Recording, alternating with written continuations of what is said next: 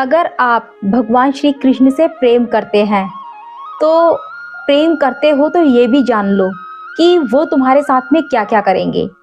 मैं आपको एक एग्जांपल देती हूँ।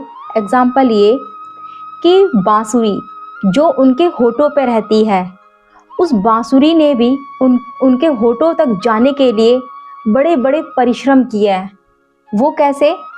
जब बांसुरी जो बांस की है वो बांसों के झुंड में थी, ध्यान से सुनना, वो बांसों के झुंड में थी और कृष्ण कृष्ण रट रही थी, मतलब कृष्ण की दीवानी थी।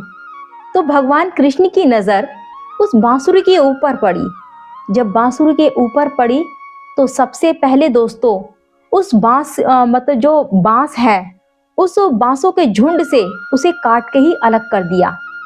ध्यान से सुनना, ऐसे ही हमारे साथ भी ऐसे ही है।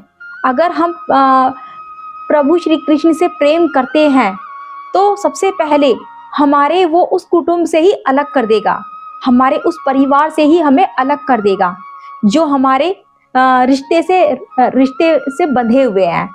तो ऐसे ही उस बांस को भी उस झुंड से अलग कर दिया।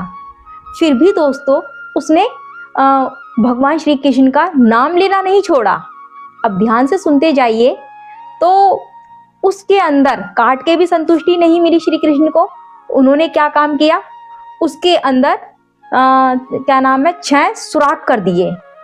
6 सुराख करके भी वो जो बांसुरी थी वो कृष्ण कृष्ण रट रही थी, फिर भी उसने नाम लेना बंद नहीं किया। फिर उन्होंने क्या काम किया, उसके अंदर से सारा का सारा जितना भी मटेरियल था वो निकाल दिया, फिर भी उसने कृष्ण कृष्ण करना नहीं छोड़ा।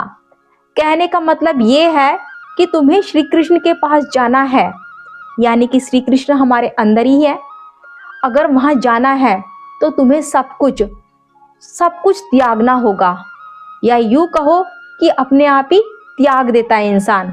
जैसे कि मीराबाई ने सब कुछ त्याग दिया था उनके प्रेम में। तो दोस्तों बांसुरी जो उनके होठों तक गई है वो ऐसे ही नहीं गई, उसने बड़े बड़े परिश्रम किए हैं। सोचो जरा, मतलब उसके अंदर 6 सुराख किए गए, उसके अंदर से सारा मटेरियल निकाल दिया, सब कुछ निकाल दिया, फिर भी उसने कृष्ण कृष्ण रटना नहीं बंद किया। फिर एंड में श्री कृष्ण ने क्या कहा बांसुरी से कि तू जीती और मैं हारा, अब मैं सदा सदा के लिए तेरा हूँ, तू मेरे होठों पर लग के रहेगी। तो दोस्तों जो परमात्मा से प्रेम है वो ऐसा है। अगर तुम उससे प्रेम करते हो